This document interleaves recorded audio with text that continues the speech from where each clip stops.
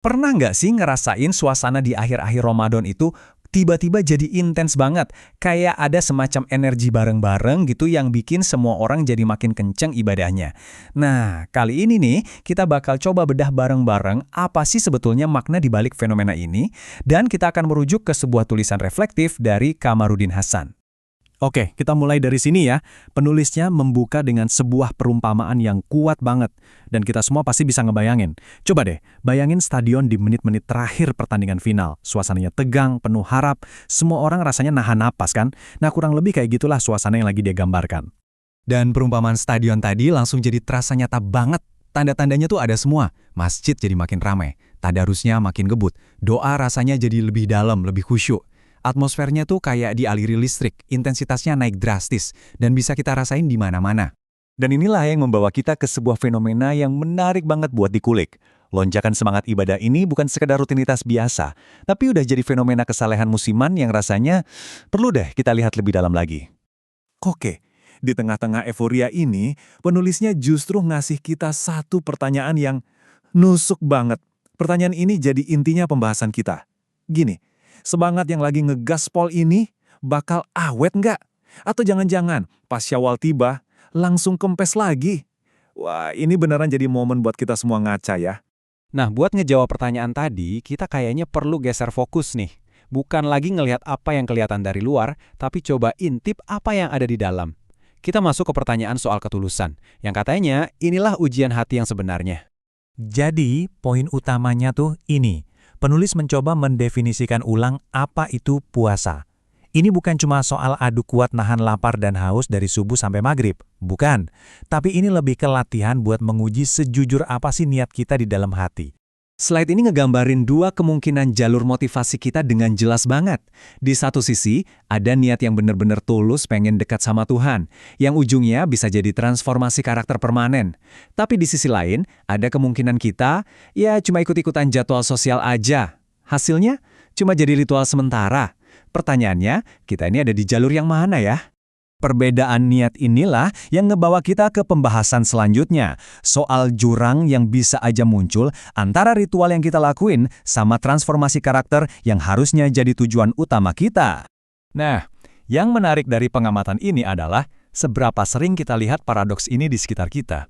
Seseorang bisa kelihatan taat banget ibadahnya, sholatnya lama, tapi pas ngobrol sama orang, lisannya masih aja tajam. Nggak nyanggung kan? Penulis ngasih contoh kedua yang nggak kalah tajamnya. Ada semacam disconnect gitu. Rajin banget baca kitab suci, tapi kok ya gampang banget nyakitin perasaan orang lain.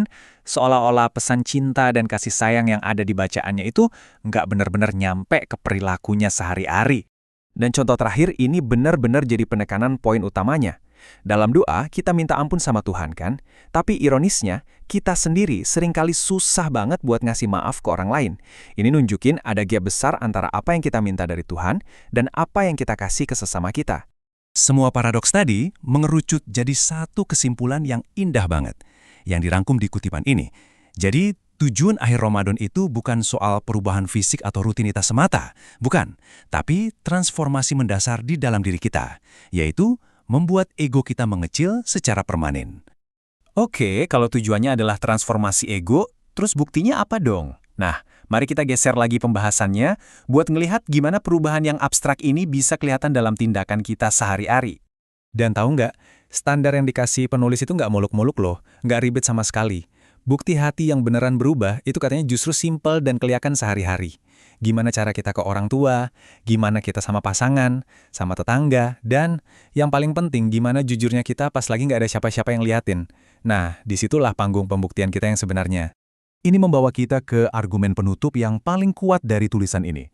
Penulis mengajak kita menggeser fokus dari garis finish yang kita pikir ada di akhir Ramadan ke sebuah garis finish lain yang ternyata jauh lebih panjang.